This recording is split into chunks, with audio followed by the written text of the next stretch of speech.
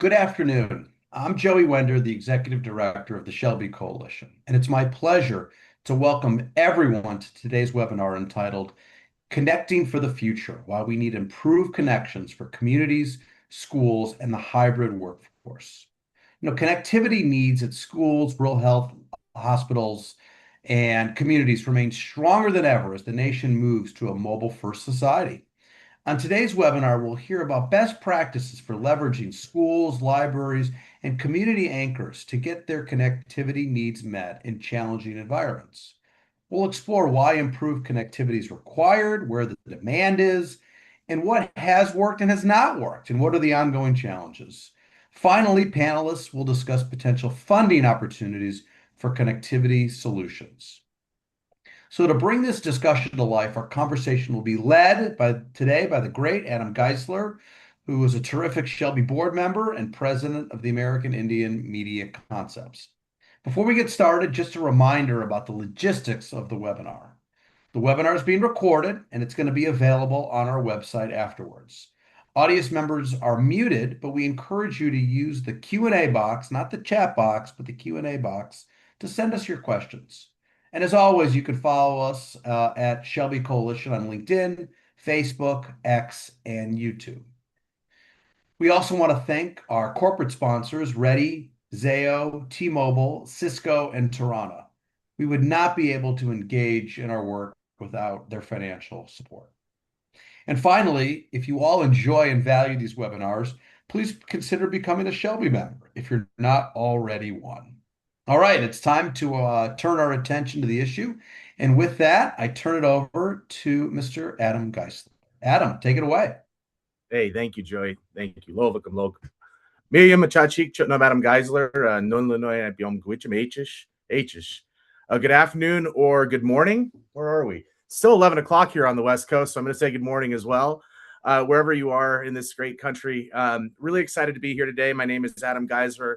I'm a board member of SHLB. I'm also the president of American Indian Media Concepts. And I'm really honored and privileged to host this awesome panel today of both visionaries and leaders. If you didn't get a chance to meet the crew, I'm going to call them the crew here today, out at AnchorNets, hopefully you guys are signing up for AnchorNets 2026. But luckily, we have a great panel lined up for you to chat a little bit more. Also want to give a shout out to WIA for the collaborative partnership that they've had with SHLB. Really, really excited about the relationship that we've continued to evolve here. So I want to thank them for their support. But let's get right to it. The purpose of this panel is that we're going to do a deep dive into areas that are still needing connectivity today, specifically schools, hospitals, tribal communities, and libraries, and in places of higher education still remain stronger than ever as we move into an increasingly mobile-first society. And I think that that's a reality that we're all facing. And our panelists are going to chat about that.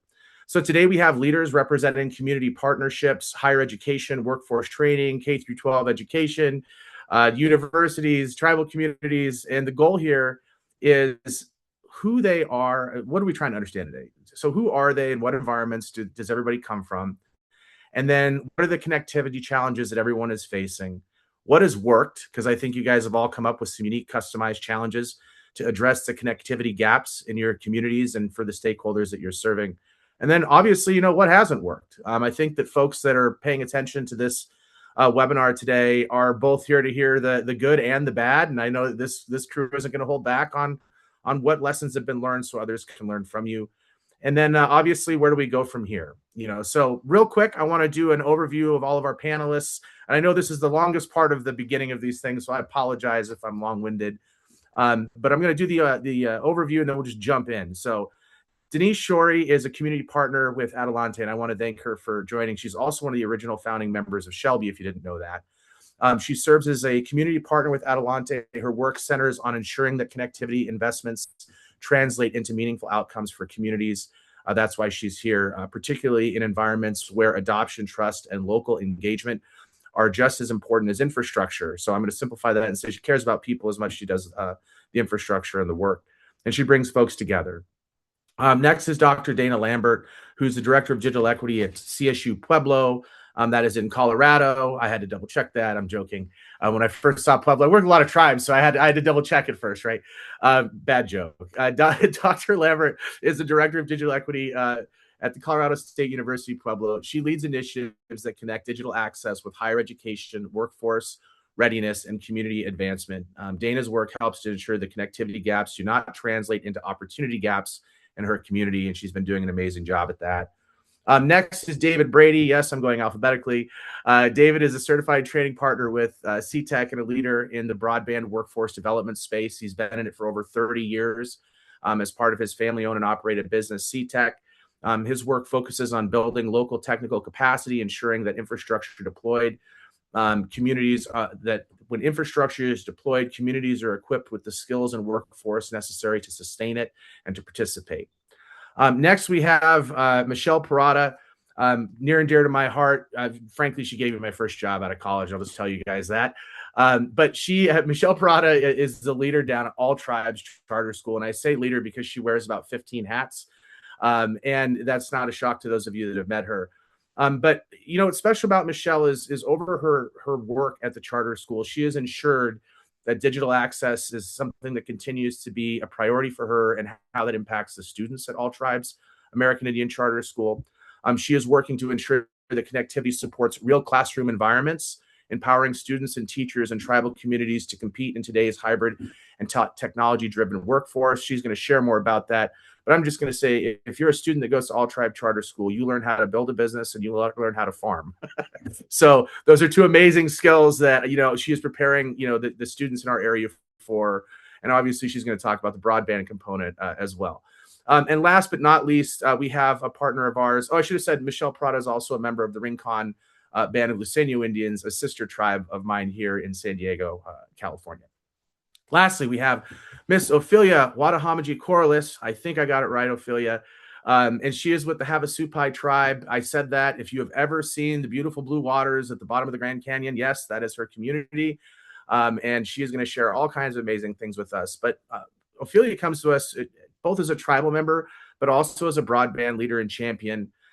She has done a lot in terms of bringing her lived experiences from her tribal community and where connectivity has been a challenge and ensuring that that connectivity gap has been met. She is a pioneer with the deployment of the tribal spectrum, 2.5 spectrum in particular, and being one of the first not just advocate for the spectrum, but deploy the stuff and is operating it today in her community at the bottom of the Grand Canyon. So we have an amazing panel here. If you want to talk about how to work with community, where the gaps are, and what we can learn. So let's just jump right into this. So the first question, guys, is I'd like to just start by giving each of you a chance to ground our audience in what your environment is, because each of you have unique stories about what you're doing, and I'm hoping that you can just share with everybody, who are you, who do you work for, what's the origin story. There we go. Origination and origin. Come on, Adam. What's the origin story of your organization? That's what I was trying to say. And what's unique about your environment. So we'll go ahead and just go around the horn, and we'll start with Dr. Lambert. Dana, if you don't mind leading us off. Absolutely. Thank you, Adam, for a great introduction. And really, my work here at CSU Pueblo is a direct result of Denise Shorey and co-creates hard work in getting this grant up and going. So just a shout out to Denise for providing these opportunities to our community. I'm a Pueblo native, Pueblo, Colorado, and very proud of everything that we've been able to accomplish here in our community. We have a very unique setting of individuals who, about 80% of our students say they don't attend college because due to finances. We have about a 25% high poverty rate. 80% of our students receive free and reduced lunch. We were 82 out of 100 marked as one of the worst broadband connected cities in the country of NDIA in 2022. So the need is here. You could see there's a definite need that we have in our community to really help support and empower and provide support services around for our students and community. So this opportunity has been well received, and many of our nonprofits and our partners have been just on board and really helping support get this initiative up and going.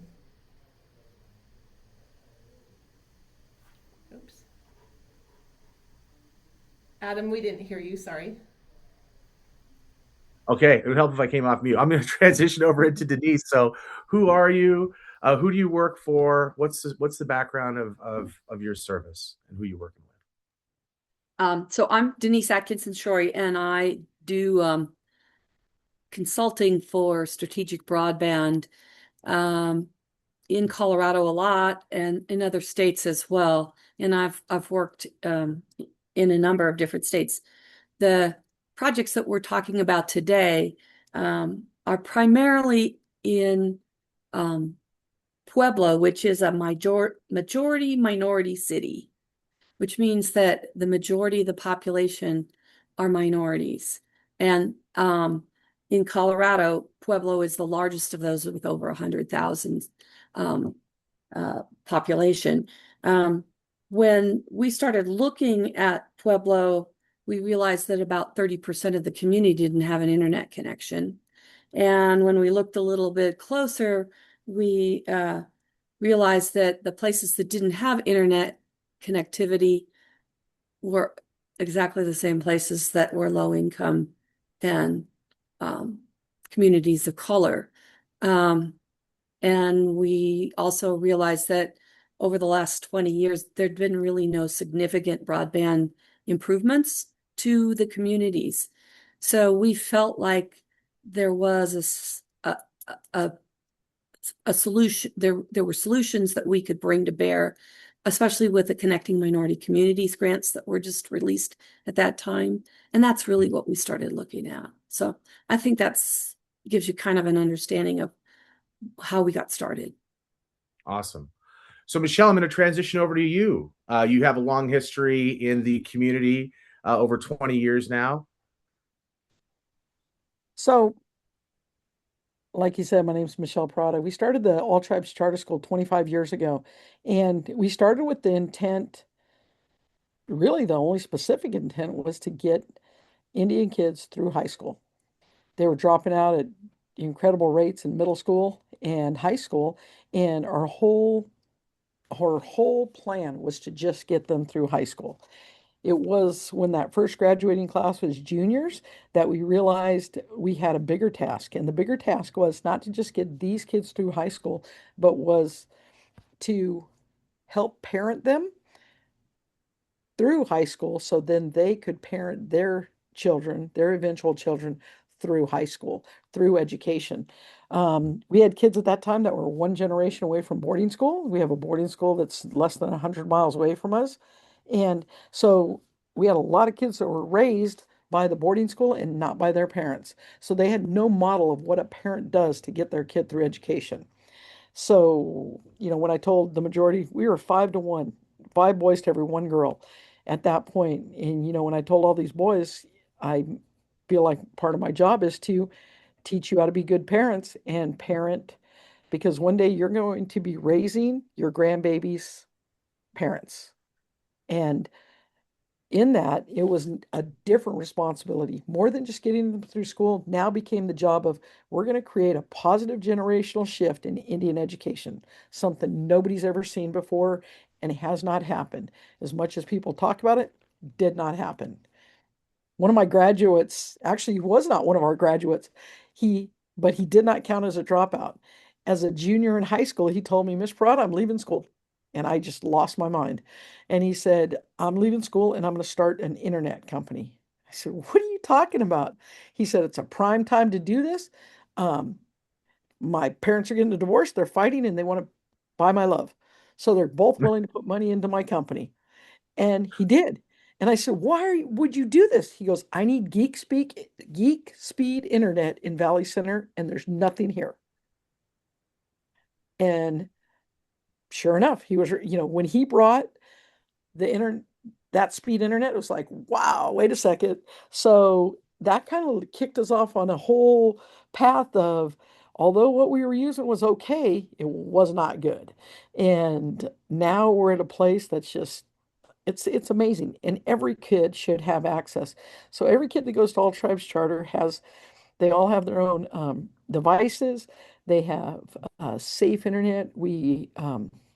Just all together, they have service. The only ones we struggle with are the ones in the backcountry, the ones that are up on the top of the mountain or down in the valley.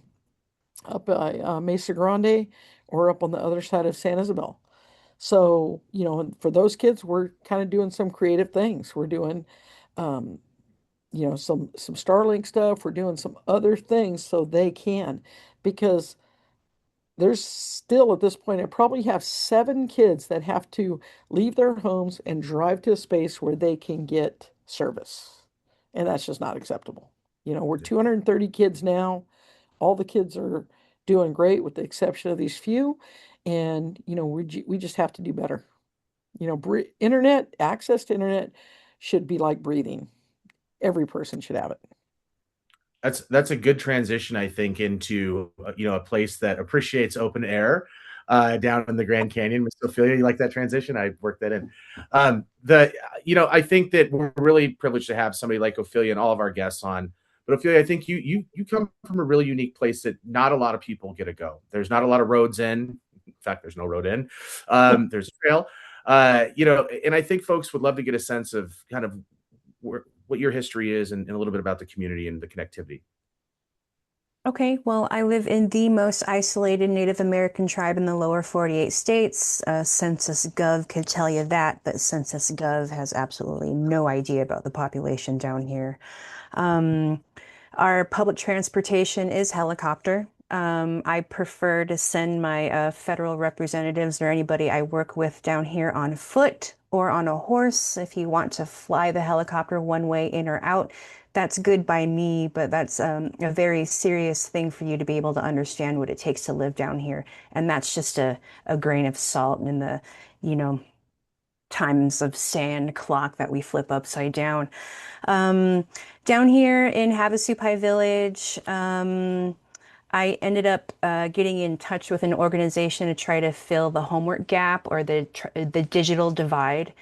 And when I would go to, and I was on tribal council at the time, when I would go to a lot of these talks in DC and stuff, like nobody was talking about the tribal digital divide. There's a complete difference.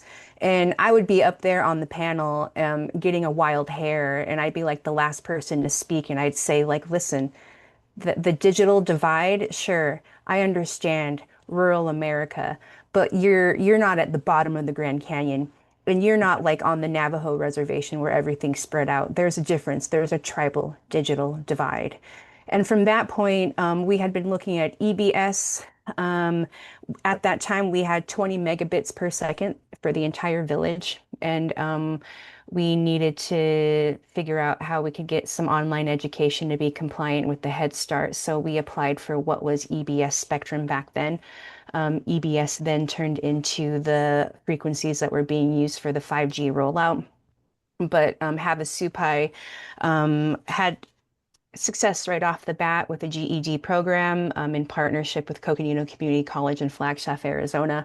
So we went to the Hill because Trump decided to shut down EBS and he wanted to auction it off for the 5G rollout. So we went there in person and said, listen, we got this like 6 months ago and it's only a temporary license. We need a permanent license. And you also need to be opening and thinking about a tribal priority window. Tribes deserve to have these 2.5 frequencies over their own reservation lands before you even consider giving them and auctioning them off to T-Mobile and Verizon. From that point on, the tribe kind of had been relying on wanting to have telemedicine in the village. You know, it saves money. And besides, when people come down here, they miss their whatever, their car. Starbucks, whatever it is, Walmart, it's not down here. We're happy they're not down here. So if those are the things that you're pining for, you probably shouldn't be employed in Havasupai. And in regards to that, telemedicine equipment had actually been down here for 15 and 20 years collecting dust because they couldn't make it happen. They couldn't make the connections happen. So with the vision and EBS, we created a new vision. We had to start working on our backhaul. And instead of just saying, oh, immediately we're going to be able to have like a gig and what's fiber, like nobody wants to work, build infrastructure out here because they're not going to make money. There's only like 300 permanent residents down here. And so I've been working on this since 2018. We have increased our bandwidth to 400 megabits for the entire village. We had started out with 20.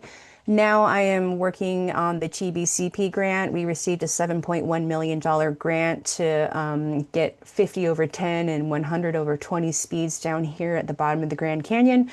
And way at the time, right, our users, when it was just only 8 users, we were clocking 25 over 3, and that was like exponential. They like wrote articles about us in regards to that. But really, the bottom line is tribal sovereignty, being able to own and have a say in the frequencies over your own reservation land, because what we've come to find is not only are land, water, and food necessary for survival, it is now broadband is a part of that, especially being so rural. So we continue to advocate. Our problems are Indian countries' problems, and have always been Indian countries' problems. If, as the most isolated tribe in the lower 48 states, are up there at the head of the lot, advocating for broadband and to bridge the tribal digital divide, then please use us as that example. And so we're down here working on that, getting our abilities, up to speeds in regards to the NTIA grant, and it's just only up from here. That's awesome. Well, last but not least, we have David with CTEC. And David, if you wouldn't mind sharing a little bit with us about the work that you're doing, the history of the organization, who you serve, what institutions you're working with, et cetera. Absolutely. Thanks, Adam. So we've been involved in workforce development training for about 30 years. And we started out training directly with industry, and that's evolved over the years, where we now work with all different types of organizations, from secondary career and technical education high schools to technical colleges, community colleges, and universities, to faith and community-based organizations, as well as correctional education institutions, adult and juvenile corrections. So we're doing training across the gamut. And the real focus for us is to meet students where they are academically in the education process, right? So a lot of what we did early on when we did our research on the market, we found that a high percentage of industry-driven, certification and training programs were really only catering to your college bound. And we wanted to level the playing field and provide an equal opportunity for all learners to be successful. So we are very deliberate about that in terms of how we address the training. And then today, we partner with organizations, right? And that's essential, to partner with these anchor institutions in the communities and provide them all the tools and resources to be successful. And one of the things that we found is the portability is key, right? As Michelle said, in some of those rural parts of the communities that she serves, how do we get access to them? Because the nature of the work that we're providing is hands-on. So we have portable training that goes out to serve these communities, that works in correctional facilities as well as public school systems. We've trained hundreds of thousands of individuals that have certifications to go out and work in the broadband telecommunications infrastructure market. And then we provide solutions that are across the board, right? So whether it's satellite, cellular, your physical fiber, middle mile, last mile fiber optic technologies, and then all your legacy copper that these devices may tie into. And it may not even be legacy, right? In some of these communities, once it gets into the premise. So we're doing a lot of workforce training, and excited to be on the call today. Thanks, David. I think that I think we got a pretty talented panel here with us, lots of unique experiences. And the first thing we're going to tackle here is we're going to talk about challenges. And I'm going to go to Michelle first. Michelle, you've spent a moment down at the school, as you mentioned, 25 years. And connectivity challenges are still a challenge that the students are facing today. You mentioned, overcoming some of those challenges by sending equipment home like Starlink or other pieces of equipment. Are there other connectivity gaps that you've run into or are still running into today? And then I'm going to follow this up over to Dana, just so you're ready, Dana. But go ahead, Michelle. So the frustration is, if the kids are here on campus, they've grown up, because we serve a population from 4-year-olds to adults. So if they're on campus, they've grown up with a certain expectation of, this is what service is supposed to look like. This is what connectivity is supposed to look like. Then they go home and they don't always have that. In fact, they usually have nothing close to that. And that's one of the things, access to. We have to make those changes. Those have to be there because they cannot continue. I mean, people get after us sometimes like, you don't send homework home with your kids, and tell them you're right, because some of the research and things they're doing, they don't have access to in their homes, on their reservations. We have kids from 12 different reservations right now, and not everybody has opportunity and access. So here they're able to have it there, and that's so frustrating. I mean, we're talking like 7-year-olds are getting frustrated Man. because this does not make sense to them. Well, it sounds like it's creating kind of a false sense of reality for folks. They have this expectation when they go to the university or when they go to the school, they go home, and then every type of resource that they're learning how to engage with isn't available to them in their day-to-day, in their evenings, and in their social life and their family lives. Mm-hmm. Dana, are you running into similar situations or challenges? Is there a mirror here, or is there some differences? No, very much a mirror there.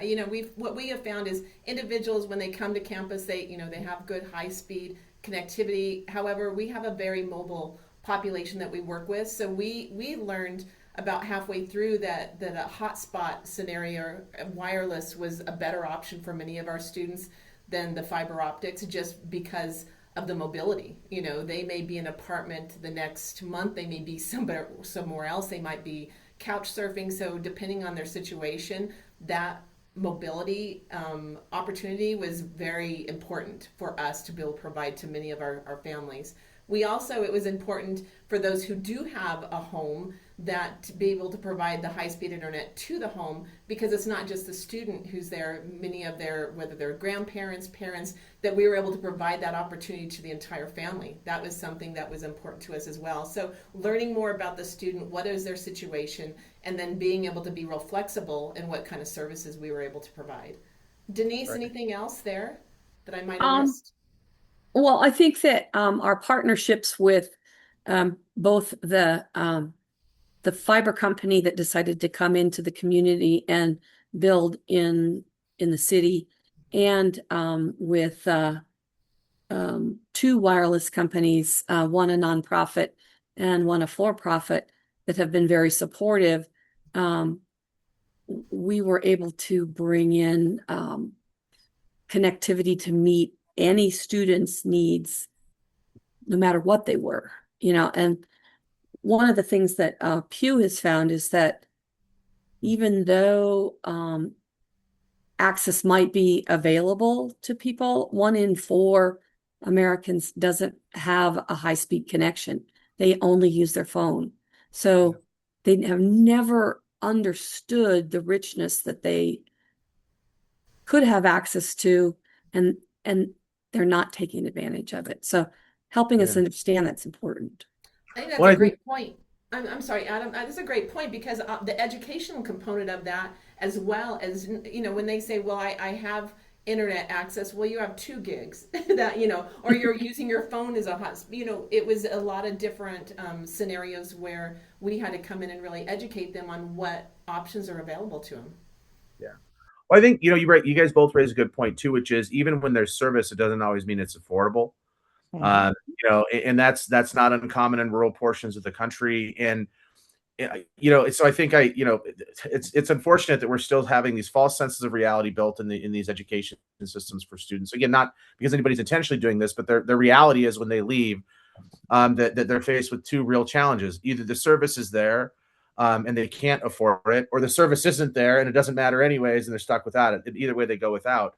And that we're going to layer this because I think this adds to another, layer of complexity when you add anchor institutions and you add public safety to the discussion. There's no getting around the reality that public safety communications and access has to be part of this.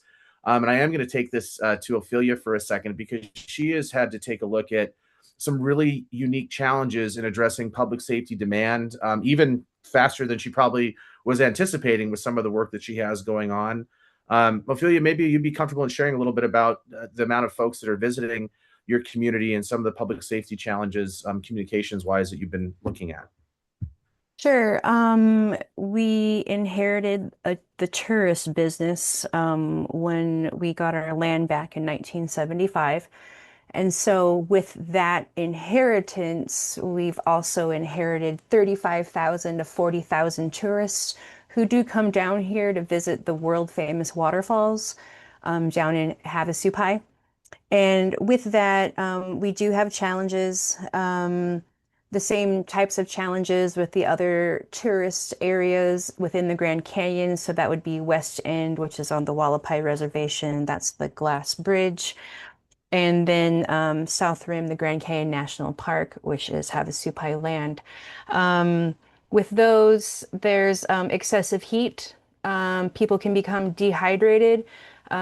People who are fit and young are overburdening themselves and carrying other people's backpacks. And we right now use radio and what and also if you look on the FEMA website, the entire area is a flood zone. And so and traditionally, like we've been coming down and changing kind of where we live depending on the disasters of the floods. So what used to be like an every 5 to 10 year event is appearing to be yearly. And that also includes villager safety, my community members' safety, but also the inheritance of this tourism industry means we're also responsible for those 40,000 tourists as well. So not only do we have signs up like don't jump off the waterfalls, do not tread in our grave sites, we are also having to at times and it was unfortunate. After we were closed down for COVID, it was within 1 to 2 years that we had a flooding event. Very beautiful photos come out of that, but so did tragedy actually have to happen. Down at the confluence, two people got swept out into the Colorado River, and one young lady from Arizona actually passed away. So, not only is like the tribe filing and getting approved for declaration of disasters, but now the campgrounds and things like that, we have a real need to get our communication systems up and discuss internally what kind of software, and in regards to right sovereignty, it'd be much better if we built our own programs and had it internally rather than purchasing emergency management software from other places that might have hidden copyright issues in regards to property and intellectual property. So what we're looking at as part of the NTIA grant is we do have some solar platform towers going out with the ability to have communication going out to Beaver Falls, which is the it's not the third waterfall. It's the last waterfall. I can't count how many are before that. It's the last waterfall that's on the reservation before it goes into parkland. And so we are taking the responsibility of being able to reach that far, especially for the rangers. If somebody's got a broken leg, if somebody's overheating, at the moment they need to run until they get service. Leave the site, leave the individual until they're able to find a communication point where that they can reach out and get some help. DPS does come in to help sometimes, so does Arizona ADEM. But those are actually our responsibilities. And Yeah. so with these communication systems, we're potentially looking at something that we can build for tourists to be able to download. Let's say it's an app. I'm not sure what direction we're going into, but we need to be able to have some sort of system warning to be able to let people know, hey, it's been reported there's a 12-inch wall of water coming down Cataract. Hey, it's been reported that there's a 12-inch wall of water coming down Wallapai Canyon. To at least give people some warning to get to higher ground. And we've found that since the flooding is no longer a every now and then issue, it's becoming a yearly thing. Yep. That's actually going to be the next steps after we complete our NTIA grant build. Thank you, Ophelia. I think that there's a lot there. right? There's infrastructure that has to be hardened also, right? So there's some things that have to be thought about. Again, our partners with the with WIA will appreciate that, there's always a need to look at hybrid deployments in these types of locations, and Ophelia's done a really good job in analyzing how do you not just deploy to solve the immediate problem, but how do you think about it in hardening. It's no joke. I had the privilege of being asked to take the 8.5 mile trek down into the canyon. Yes, I walked it. I don't know how I did it, but I made it. And halfway through, I paused and realized, man, if it rains, this could really be bad. And this is 40,000 people that are coming through this canyon a year with the same thoughts. So, again, some unique challenges that folks are overcoming just in their day to day. Again, this is how students have to come and go from the canyon. This is how folks that are looking to provide any kind of service in or out. This means mail, Amazon deliveries. I saw it. All the above. It's a unique challenge. So let's move into, I think, some of the other pieces of this, which is some of the solutions. Right. We know that there's these gaps that have been out there, but where connectivity has improved, what has changed? And David, you've had a unique history in being able to spend the last 30 plus years helping folks across the country. And I think you have a unique lens that I'm hoping I could chime in on you with a little bit here. Because I know in particular you have a workforce lens, but I'm also hoping then we could talk about, how is connectivity strengthened the broader community? And I'd love to hear from some of our other panelists as well as we jump into this next topic. So David, over to you. What have you been able to accomplish or what connectivity, where has connectivity improved and what has changed from your lens in the space? Yes, it's a great question. So, when you look at some of the conditions of today, right, you got an aging workforce in telecommunications. If people are eligible to retire, they're retiring. You have a need more than ever to have people get involved in this industry today. So where we've seen the conditions change is through strategic partnerships in these communities where we can keep and create local opportunities for residents within those communities, right? Not just a crew coming in and then leaving, right? That might get it set up, but how do you sustain these efforts well into the future? So I talked a little bit about meeting the students where they are academically, right? That's a key component to what we look at. So part of it is, to present material at a targeted reading level that's attainable for the novice, as well as not addressing the fact that you've got some seasoned people in there as well, and not assuming anything, bridging that gap, bridging them up, and doing it in a timely fashion, right? Because if we need a workforce tomorrow, right, this can't take 2 years, 4 years, 8 years to get there. So a lot of what we do through a formula that we've created is when we sit down with the industry folks and look at the job task analysis of what's needed to deploy this, we're able to break it down in modules that can be achieved in 30, 40 hours down to 15 hours. But the key is that training of the local person in the community to be able to deliver this, and then not only meet them academically, but meet them hands-on in the field. And that's where we see this moving through strategic partnerships based on our experience. Awesome. Now, guys, I'm going to combine some of the questions that of course, we prep before this panel for everybody that's watching this. So I'm going to combine a couple of the questions, and I'm hoping you can in your responses. But the next one is over to you, Michelle. I think these series of questions are essentially, where has connectivity improved and what has changed? So what have you done? And part of that, as you share that, I'm hoping you can also share a little bit about the source of funding. And how you've been able to accomplish some of those challenges and gaps that you started to fill.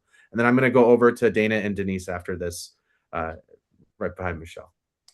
No worries.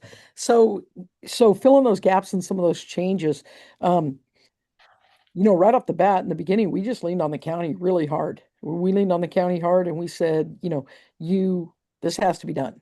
Something has to be done. If we had to make trips to Sacramento, we made trips to Sacramento.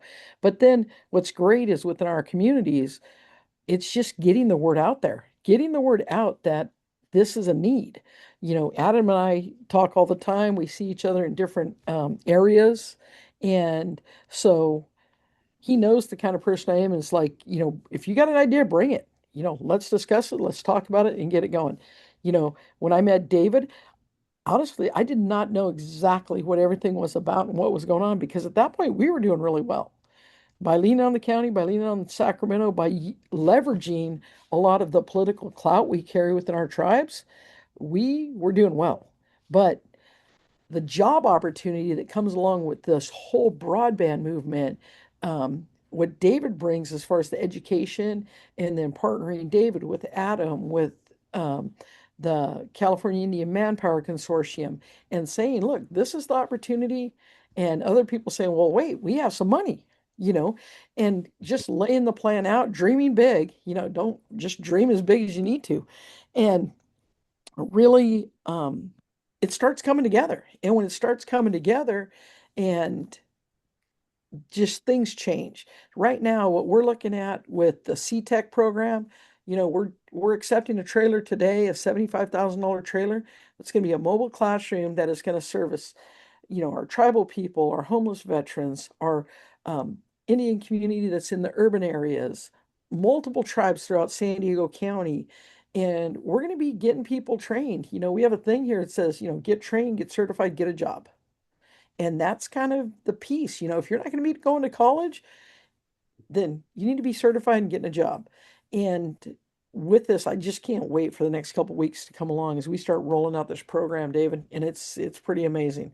So, giving our young people the opportunities to make good money. This is not just like, McDonald's job. This is you're rolling in there with certifications that say, and you might look at two or three employers and be like, yeah, who's going to be the best fit for me there? It's not like them looking at you saying, well, maybe we'll take you. It's like, who's going to be the best fit for me? And that's the level, I'm trying to teach these kids, let's take that jump up and above. And, this is also a perfect opportunity and job for a population that has just been left behind. And that's our SPED population, our special ed population.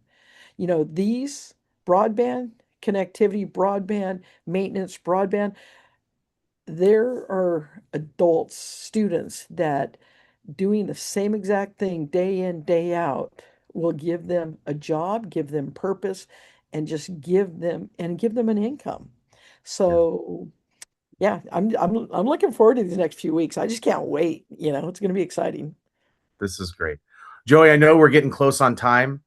So what I hope we can do is one, I just want to recap. Michelle did an awesome job in working with CIMC. Big shout out to California Indian Manpower Consortium. Sorry, I was going to say coalition consortium. That's levering WIOA dollars, Department of Labor dollars. Like, there's a lot of different opportunities that are out there and being able to engage. And so, cheers, because again, we want to make sure we're talking about the successes and the funding. Michelle's done a great job in navigating that, but so has Dr. Lambert and Ms. Shorey over there with CSU Pueblo and Adelante, and so is Ophelia. And so, maybe 1 minute each as we wrap this thing up, if that's good, Joey, and then we'll pause for any questions. So over to you, Dr. Lambert, and then Ms. Shorey. Michelle, I want to come see the trailer once it's done because we might want to replicate that. It's about partnership, strategic, who's in alignment with your vision and mission, and really creating a lot of synergy in aligning things. And I think that's something we really did well here in Pueblo community with the libraries, workforce center, small business development, the chambers. I could go on and on. It's those strategic partners that are aligned with what we're looking to accomplish. And then therefore we were able to really strategize and implement the services with the community and the population that needed the services. So I think getting the word out to those who just are unaware was probably the most rewarding aspect of our program. Is just making sure they're equipped, they're empowered, that they have the tools and resources to be successful. And that was probably our biggest success in the way that the program was set up.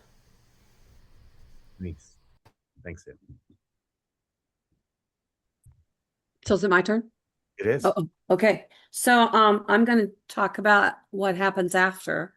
And I think for all of us, it's important to gather data, measure what you're doing, be able to report out a webinar like this, measure the impact of what you're doing, have information to share with others and report it out. Evaluation for all of what you're doing is the only way we can share to show these things are important. Once we build a connection, it's not just about a take rate or retention rate. If nobody ever really uses that connection, we haven't done our job.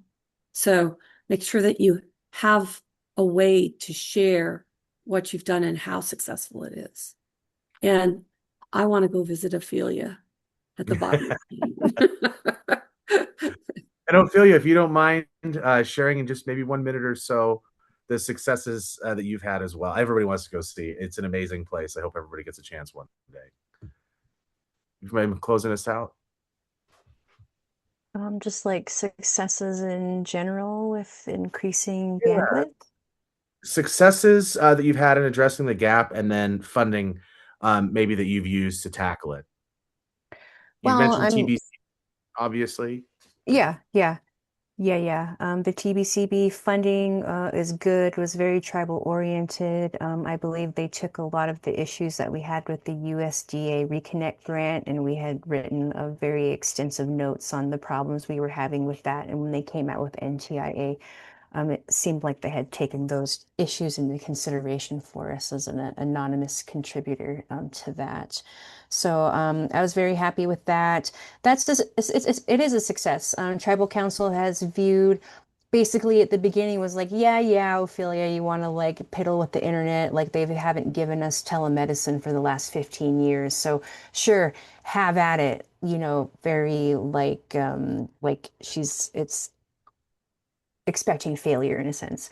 And so, and that is very, much the opposite of what's actually happened. I've testified in front of a congressional subcommittee hearing about rural broadband in America as the only tribal representative. We've been able to get the $7.1 million TBCP grant going as well. I'm currently running that. And actually, the tribe is actually ready, and it's always unnerving. Like I wasn't ready for fiber and things like that. But they're going to be their own internet service provider, which means, and not only am I leading the building of new infrastructure for the entire community, we'll be creating our own business to run our own internet service provider.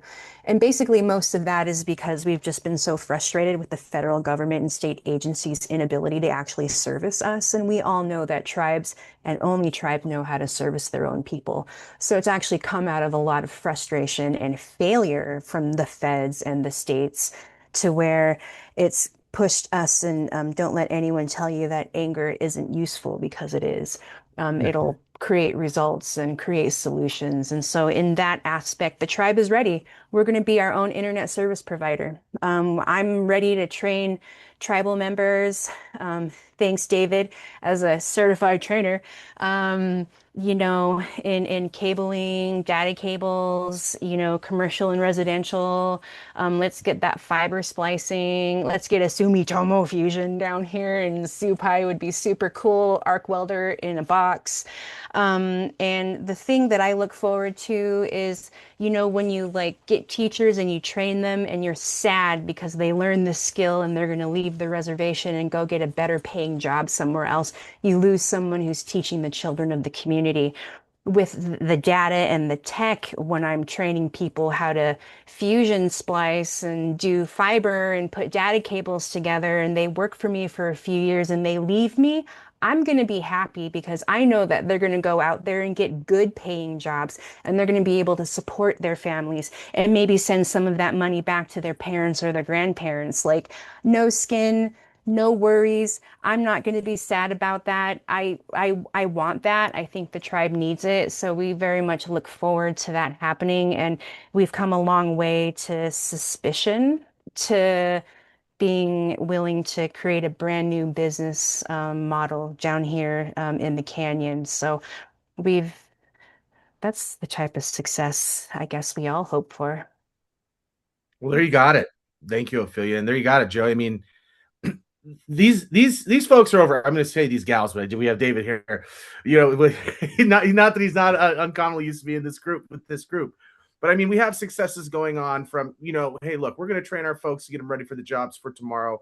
We're going to make sure that we're going to take the socioeconomic impact and pain out of this as we do it, and we're going to put our people to work and running our own businesses. I mean, it's a pretty awesome group of folks here, and training them to make sure that they have the support for longevity in a career, not a job, a career in the space, which is a really big deal. So there you have it, Joey. How do you want to end this thing?